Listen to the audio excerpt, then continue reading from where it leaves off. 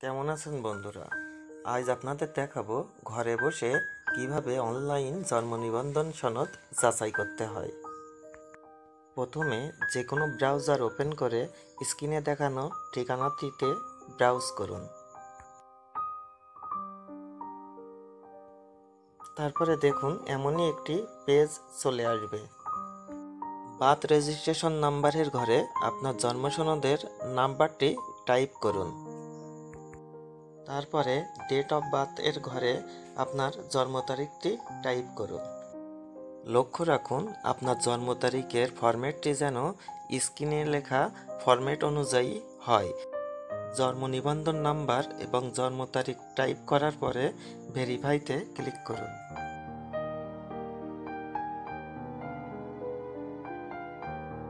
আপনার জন্ম সনদটি যদি সঠিক হয়ে থাকে তাহলে আপনার বিস্তারিত তথ্য স্ক্রিনে দেখতে পাবেন।